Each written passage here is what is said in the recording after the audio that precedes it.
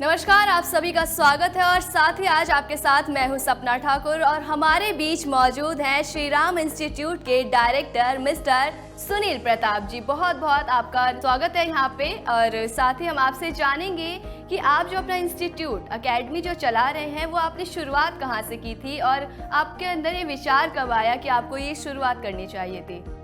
सपना जी, इसकी शुरुआत सन 2005 में हुई जब हमने अपने श्री राम इंस्टीट्यूट की स्थापना की थी। हमने एक छोटा सा कमरा लेके इसकी शुरुआत की थी जो कि एक अब बहुत ही बड़ा इंस्टीट्यूट बन चुका है जी। तो यहाँ पे कितने बच्चे होते हैं, क्या बैचेस वगैरह होते हैं यहाँ पे? बैच के अकॉर्डिंग आप पढ़ाते हैं कि? एक्चुअली हमारे इंस्टीट्यूट में बहुत सारे कोर्सेज कराए जाते हैं और बहुत सारे नंबर ऑफ स्टूडेंट्स हैं, अनगिनत स्टूडेंट्स हैं हमारे यहाँ। सर, मैंने सुना है कि आप इंग्लिश स्पीकिंग कोर्स भी करवाते हैं, ये इंग्लिश स्पीकिंग कोर्सेज वगैरह की क्लास लेते हैं आप? जी, ये सबसे पहला हमारा जो एक कोर्स हमने स्टार्ट किया था वो इंग्लिश स्पीकिंग का कोर्स था और हमारी शुरुआत दरअसल हुई वहीं से थी। सन 2005 में हमने बच्चों को अंग्रेज़ी बोलना सिखाया। जो गरीब तबके के बच्चे हुआ करते थे, झुग्गी झोपड़ियों में रहा करते थे, उनकी बड़ी इच्छा थी कि वो अंग्रेज़ी बोलना चाहते थे। क्योंकि आपने देखा होगा कि बहुत सारे जो बच्चे होते हैं जो इंग्लिश मीडियम स्कूल में पढ़ते हैं वो अच्छी अंग्रेज़ी बोलते हैं, लेकिन जो जे कॉलोनी स्लम्स क्लस्टर वगैरह के बच्चे होते थे उनको अंग्रेज़ी नहीं आती थी बोलनी।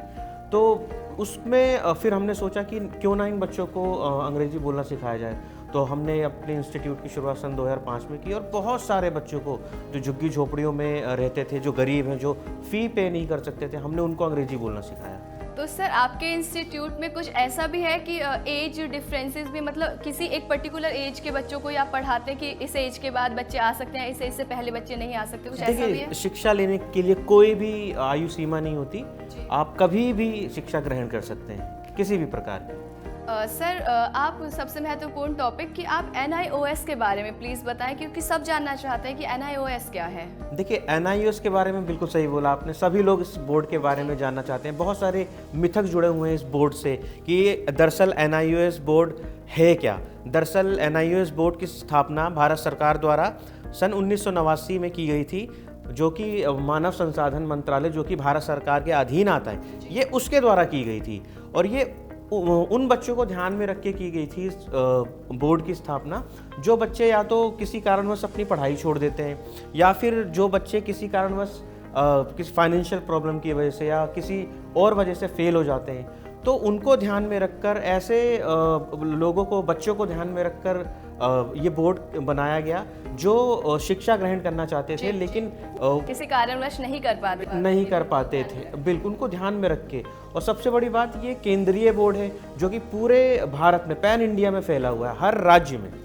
भारत के हर राज्य में NIOS बोर्ड के अपने सेंटर्स हैं। वहाँ पे लाखों छात्र हर साल इसमें दाखिला लेते हैं और अपनी शिक्षा ग्रहण कर रहे हैं, अपनी पढ़ाई पूरी कर रहे हैं। सर, आपसे ये भी पूछूंगी कि सुनने में आया है कि आप क्लासेस के साथ साथ 10th 12th के साथ साथ ग्रेजुएशन भी करवाते हैं और साथ ही आप BEd की क्लासेस भी देते हैं। बच्चे होते हैं जो अपनी शिक्षा पूरी करना चाहते हैं। आपने देखा होगा बहुत सारे लोग ऐसे हैं जो काम कर रहे हैं, बहुत अपने घर की आर्थिक स्थिति को सुधारने के लिए काम भी कर रहे हैं, लेकिन उनके पास ऑप्शन नहीं था पहले कि वो अपनी पढ़ाई भी इसके साथ साथ पूरी करना चाहते थे। तो सबसे बड़ी बात, उनको एक ऑप्शन मिला, NIOS ने दिया। उन्होंने कहा कि आप अपना जॉब करिए, इसके साथ साथ अपनी पढ़ाई भी पूरी करिए। तो इसके साथ साथ वो जॉब भी कर रहे हैं बहुत सारे बच्चे और वो अपनी पढ़ाई भी पूरी कर रहे हैं। तो होता क्या है, जब बच्चा कोई 10th करता है तो ऑब्वियसली उसको फिर उच्चतर माध्यमिक भी करना होता है, यानी कि 12th भी करना होता है। फिर उच्चतर माध्यमिक करने के बाद उनको अब आगे की पढ़ाई भी करनी होती है। फिर वो चाहे दिल्ली विश्वविद्यालय से BA BCom या किसी अन्य कोर्स में जाना हो, या फिर वो किसी और मेडिकल फील्ड या फिर किसी टेक्निकल फील्ड में जाना हो। तो ये हर तरह के 10th और 12th NIOS के द्वारा करने के पश्चात वो किसी भी फील्ड में जा सकते हैं। सर, मैं आपसे GNM और ANM के बारे में पूछना चाहूँगी कि GNM और ANM क्या कोर्सेज हैं? देखिए, ANM और JNM एक नर्सिंग कोर्स है जो कि हम करवाते हैं बच्चों को जो 10वीं और 12वीं पास कर लेते हैं, खासतौर पे लड़कियां, आपने देखा होगा कि अभी रिसेंटली पिछले 2 वर्षों में जो सभी ने ऑलमोस्ट पूरे विश्व ने झेला है, किस तरह से कोविड-19 ने त्रासदी मचा दी पूरे विश्व में। इसके बाद से हमने एक चीज़ सीखी कि हमारा मेडिकल इंफ्रास्ट्रक्चर बहुत ही मजबूत होना चाहिए और उसमें बहुत सरकारें काम भी कर रही हैं, बहुत सारे सरकारें इसमें और ज़्यादा नर्सेज की ज़रूरत पड़ रही है, उनको मेडिकल स्टाफ की ज़रूरत पड़ रही है। तो इस समय आपने देखा होगा कि कोविड-19 ने बहुत सारे लोगों की नौकरियां छीन ली, तो अभी बहुत सारे लोगों के पास बहुत ही अच्छा मौका है, खासतौर पे लड़कियों के लिए, कि वो नर्सिंग के क्षेत्र में अपना करियर बनाएं। तो लड़कियां जो है नर्सिंग के क्षेत्र में करियर बनाना भी चाहती हैं, क्योंकि हर जगह आप कहीं भी जाएंगे तो ज़्यादातर आपको लड़कियां ही हॉस्पिटल में दिखेंगी, क्योंकि उन्हें ये चीज़ शायद उन्हें पसंद है कि हाँ, और वो लोगों की हेल्प भी करना चाहती हैं। लेकिन बहुत सारे जो स्टूडेंट्स होते हैं, खासतौर पे लड़कियां, उनको पता नहीं होता कि वो सोचती हैं मैं नर्स बनूं कैसे, उनको पता ही नहीं है। तो इसलिए इस सिचुएशन में वो हमारे इंस्टीट्यूट, श्री राम इंस्टीट्यूट में आके संपर्क करते हैं बच्चे।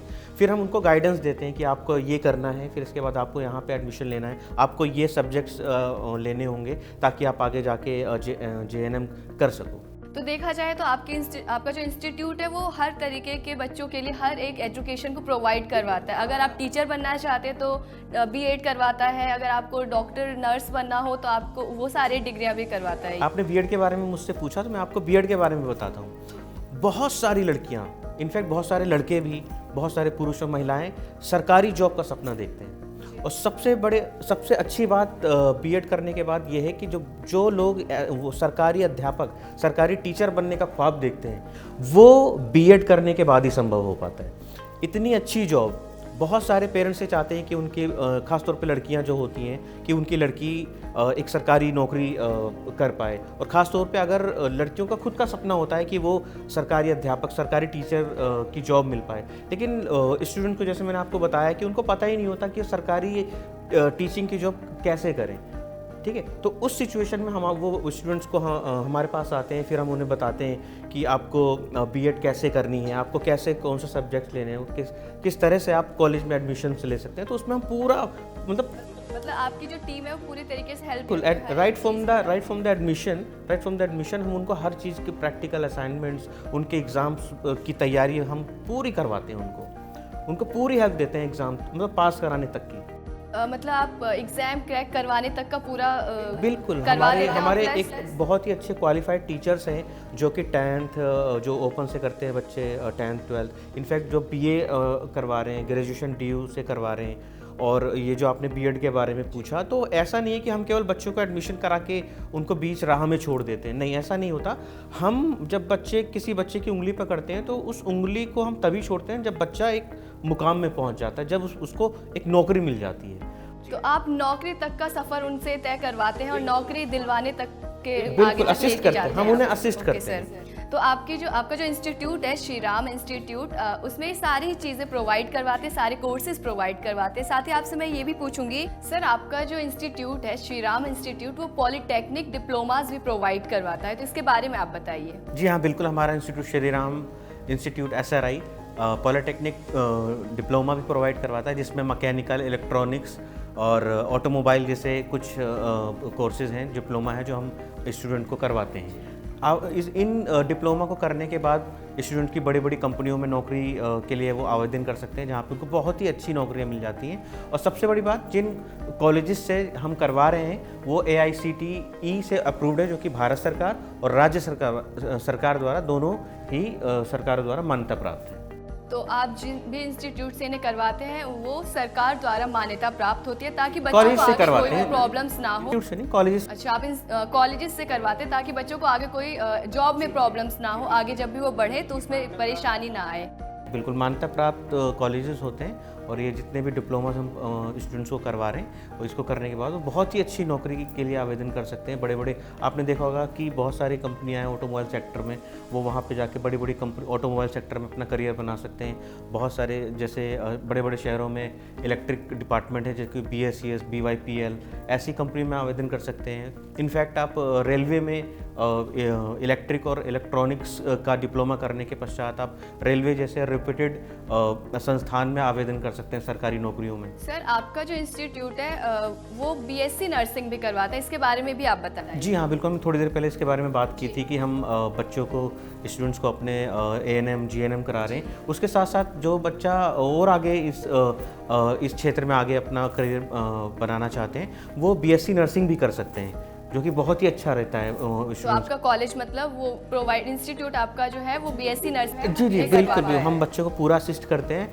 एडमिशन्स एनरोलमेंट से लेके उनके एग्ज़ाम में हेल्प कराने तक। मतलब आपका ये था कि सब, मैंने जितना भी आपसे सुना, जो भी क्वेश्चंस किए उसमें आपने ये चीज़ बोली है कि जो अभी आपके टीचर्स रहते हैं वो बच्चों को एग्जाम क्रैक करने तक का पूरा प्रिपरेशन करवाते हैं ताकि उन्हें आगे कोई भी प्रॉब्लम्स ना हो। हमारे पास एक ऐसी टीम है जो राइट फ्रॉम द एडमिशन से लेके उनको एग्ज़ाम तक उनको पूरा असिस्ट करते हैं। उनको एग्ज़ाम में किसी तरह की कठिनाई ना हो, उनको किसी तरह की प्रॉब्लम ना हो, उनको हर तरह के असिस्टेंट, क्योंकि होता क्या है दरअसल एक जो स्टूडेंट होता है उसको ज़्यादा जानकारी नहीं होती जी, तो वो भटकता रहता है इधर से उधर कि मैं मेरे असाइनमेंट्स कैसे तैयार कर रहे हैं, असेसमेंट में अब क्या होगा, एग्ज़ाम कब से स्टार्ट होंगे, उसमें क्या कैसे मैंने तैयारी की है, सफिशेंट है नहीं है। तो उस चीज़ के लिए हमारा इंस्टीट्यूट बहुत ही उनको हेल्प करता है, उनको बहुत ही आसानी होती है एग्ज़ाम फेस करने में।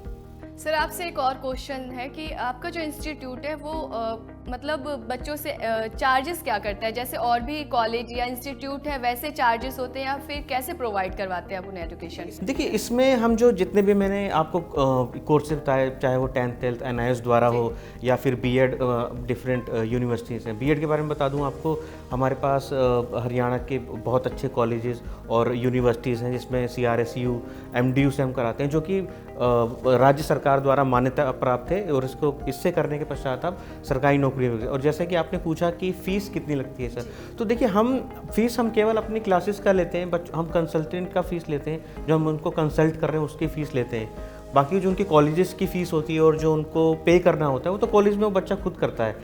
हम केवल उनको हेल्प कर रहे हैं और हम उनको केवल अपनी कंसल्टेंट की फ़ीस लेते हैं। सर एक और क्वेश्चन है कि आपने बोला कि जो बच्चे पढ़ाई नहीं कर पाते हैं, एजुकेशन नहीं ले पाते, किसी तरीके से वो उनकी पढ़ाई बीच में छूट जाती है, तो उन बच्चों को भी आप हेल्प करते हैं। तो आपके इंस्टीट्यूट के बारे में कुछ ऐसा है जिससे उन्हें पता चले, क्योंकि आपको भी पता ही है कि हर जगह इंस्टीट्यूट खुलते हैं, कॉलेजेस खुलते हैं और इनके बारे में, इनके जो भी बेनिफिट्स हैं बच्चे नहीं पता कर पाते किसी भी तरीके से। तो ये क्या प्रोसेस है आपके इंस्टीट्यूट का? कहीं से प्रचार तो होता होगा, कोई तो बताता होगा। देखिए, हम जैसे हमने बताया कि हमारे जो इंस्टीट्यूट है वो 2005 से स्टूडेंट्स की हेल्प कर रहा है। तो हम ऑलमोस्ट करीब 15 साल से भी ज़्यादा हो गया हमें स्टूडेंट्स की हेल्प करते हुए, और हमने बहुत सारे स्टूडेंट्स को हेल्प करा है। और बहुत सारे ऐसे स्टूडेंट्स हैं जो झुग्गी झोपड़ियों से निकलकर आज RBI, reserve bank of India जैसे बड़े संस्थान में अपने सर्विसेज कर रहे हैं, अपनी सेवाएं दे रहे हैं। तो हमें किसी एडवर्टाइजमेंट या विज्ञापन की ज़रूरत नहीं है। हमारे बारे में श्री राम इंस्टीट्यूट का नाम ही काफ़ी है दिल्ली जैसे बड़े शहर में। हमारे पास ना केवल दिल्ली से बल्कि अन्य राज्यों से भी बहुत सारे एडमिशन आते हैं स्टूडेंट्स एडमिशन लेने के लिए कि सर हमें इस सेक्टर में अपना करियर बनाना है, हमें मेडिकल सेक्टर में करियर बनाना है, हमें टीचर बनना है, हमें सर मैंने पढ़ाई छोड़ दी थी, मेरे को अब क्या करना चाहिए, क्या मैं अब सीधा 10वीं पास कर लूँगा, मैंने कभी पढ़ाई नहीं की है, मेरे को लिखना नहीं आता, पढ़ना नहीं आता, लेकिन सर मेरी इच्छा है कि मैं आगे पढ़ाई करूँ और अपना करियर बनाऊँ। ऐसे हमारे पास बहुत सारे उदाहरण हैं। जैसे हमारे पड़ोस में एक लड़की रहा करती थी जिसकी माँ घर में जाके बर्तन मांजा करती थी। उसकी लड़की बहुत कभी वो माँ बेटी दोनों दूसरों घर में जाके पढ़ती थी, तो वो माँ बेटी मेरे पास आई। फिर मैंने बताया कि आप अपने बेटी को आप शिक्षा इसकी चालू करवाइए, इसका 10th में दाखिला करवाइए।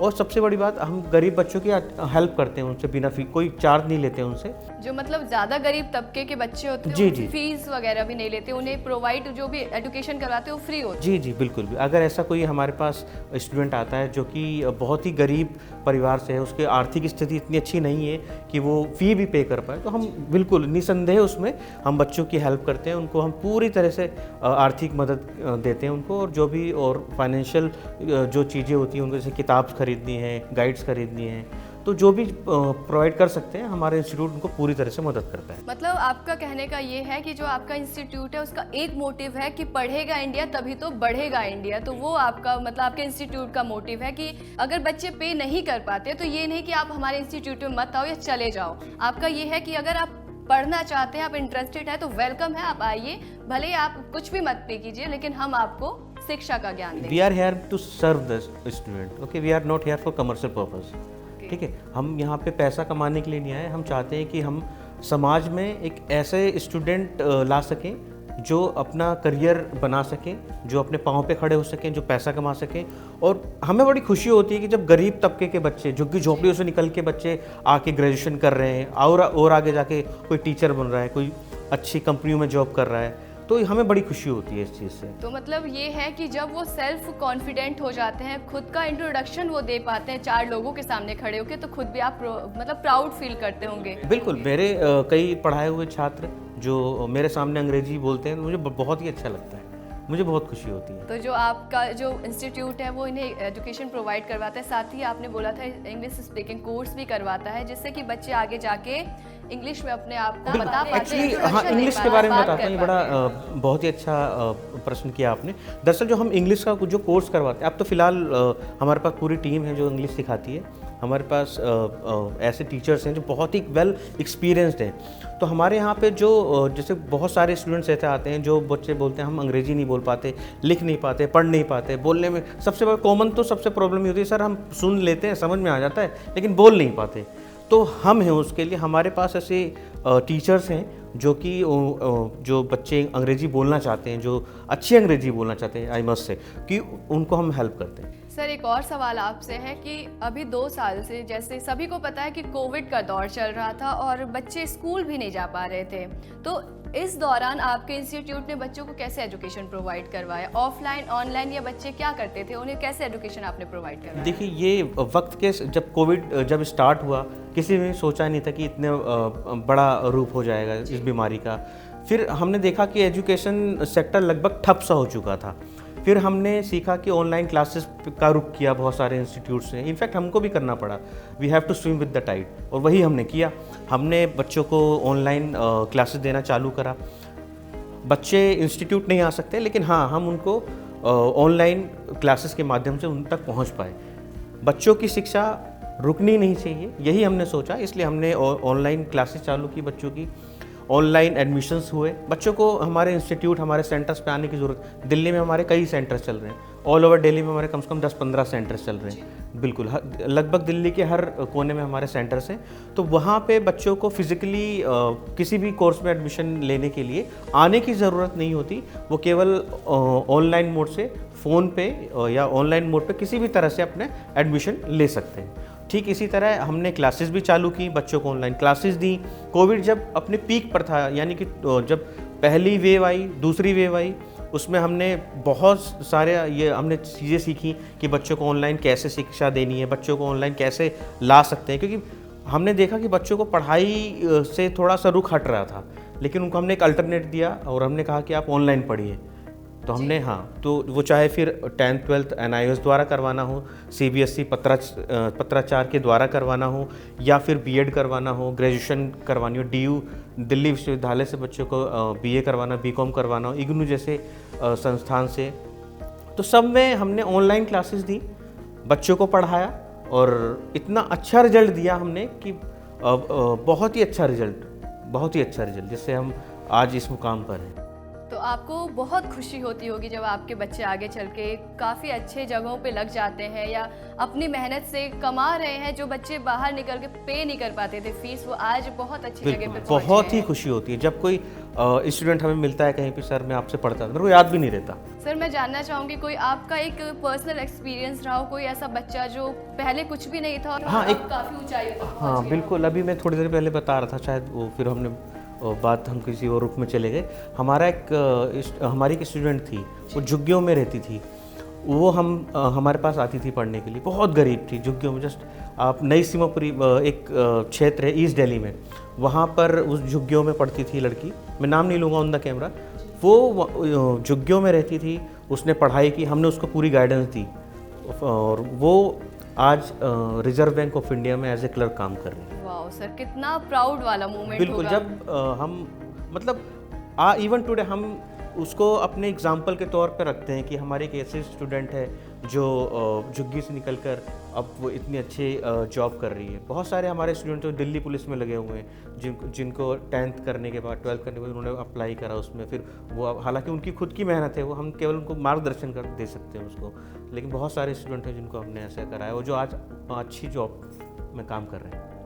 तो मैं भी आप सभी से यही बोलना चाहूँगी कि अगर आपको अच्छी एजुकेशन चाहिए और अच्छे टीचर्स चाहिए तो देर मत कीजिए और जल्दी जाइए श्री राम इंस्टीट्यूट के दरवाजे खटखटाइए, क्योंकि वहाँ के टीचर्स आपके लिए हमेशा ही तत्पर रहेंगे। क्योंकि आपने जैसा इस पूरे वीडियो में सुना है कि कैसे वहाँ के टीचर्स लोगों को, बच्चों को, जो बच्चे नहीं पढ़ पाते हैं, आगे नहीं बढ़ पाते किसी कारणवश, उन्हें शिक्षा प्रोवाइड करवाते हैं। साथ ही उनकी एक तरीके से जैसे माता एक छोटे बच्चे की उंगली पकड़ के आगे चलना सिखाती है, वैसे यहाँ के टीचर्स जो है वो स्टूडेंट्स को आगे बढ़ना सिखाते हैं और साथ ही जब तक उनकी नौकरी ना लग जाए तब तक उनका हाथ नहीं छोड़ते। तो बहुत बहुत धन्यवाद, आज आप हमारे बीच आए और आपने इतना कीमती वक्त दिया और साथ ही हमारे दर्शकों को आपने बताया कि कैसे आपका इंस्टीट्यूट लोगों को शिक्षा प्रोवाइड करवाता है और कैसे सभी का साथ देता है। आपका बहुत बहुत शुक्रिया सर।